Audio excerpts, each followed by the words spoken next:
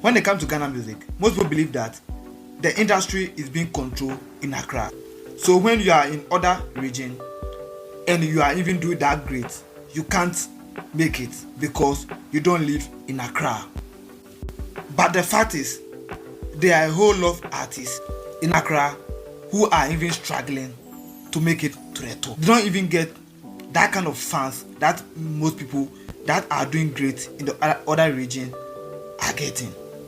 With this, I have in mind of doing why the Ghana artists or the Ghana artists singing in Ghana are cares. But that video will be released tomorrow. But until then, let's talk about why the concept of Ghana music in Ghana is understood. So let me take it again. This is why the concept of Ghana music is misunderstood.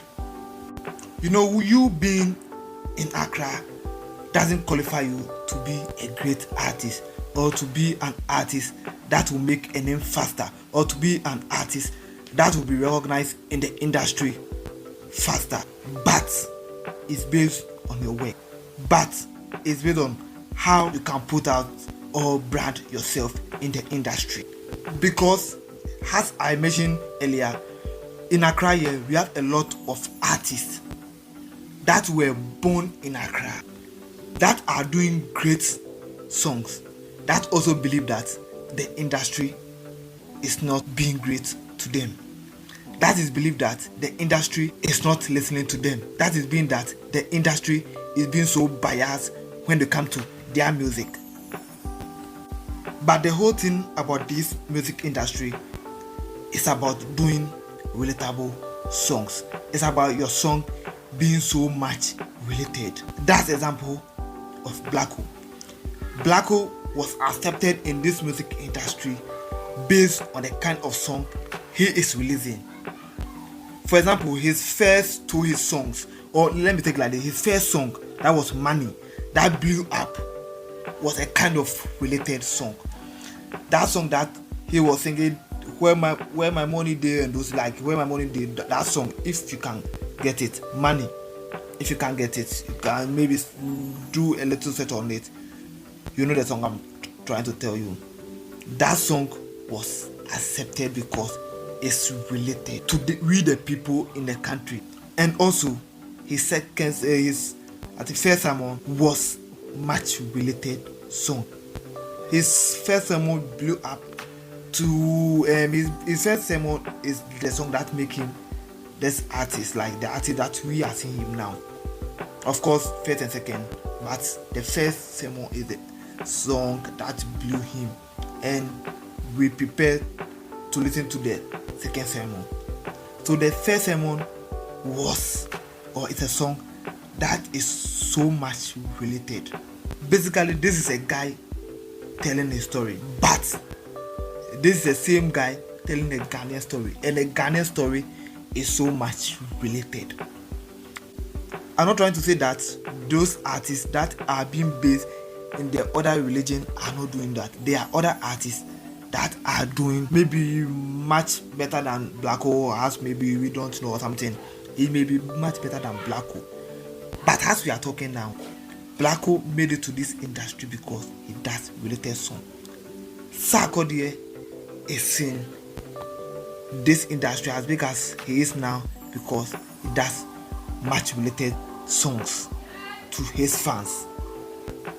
And how he started his career in the industry. Sitawale the same. Sitawale came as a gangster artist, and that's fortunate for him. Okay, let me take it like this. Fortunate for him, that's how the streets or the fan base wanted. That's what his fans was looking for, and that's how he came in the industry. Because back then, when he came into the industry, most of his songs were so much related to the street, was so much like, I don't know, we will discuss about this maybe later. There are other artists that change their style when they become big in the industry. So you can compare some artists that were coming that sound a little bit different. Like we can even use Sarkodie example. Sarkodie was sounding a little bit different. His voice and everything was sounding a little bit different back then.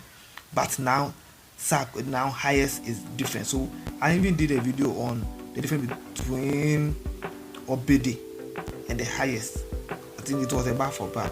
I was doing a compilation of how Obede was rapping and now the highest, how the highest is rapping, although it's the same person, but there's a little bit different. Same go to Shetawale. When he came, his vibes and everything was different. His vibes and everything was so street. Then jumping to Stonebwoy. I can remember when Stonebwoy did Pull Up. And to me, this is the song that made Stonebwoy. Pull Up is the song that made Stonebwoy. I don't know if you agree or not.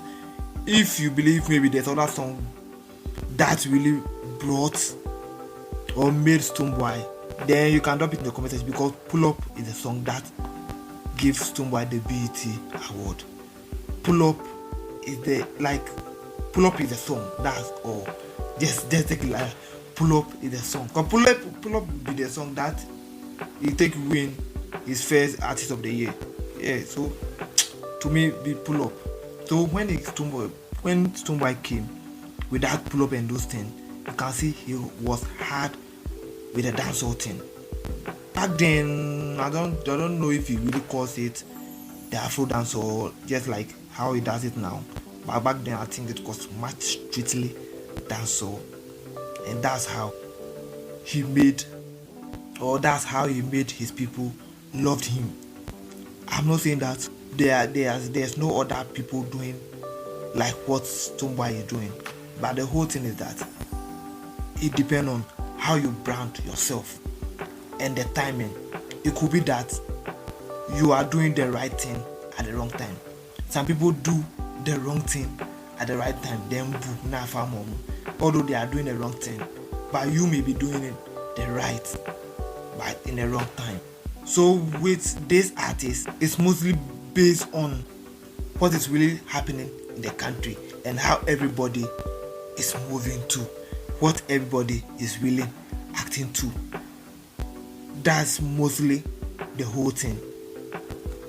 Because when you go to the northern sessions, they are great artists there, filling stadiums, doing massive work. Because I have listened to Macasio work, and Charlie, I love a style of rap, how he makes the Dagbani and those things.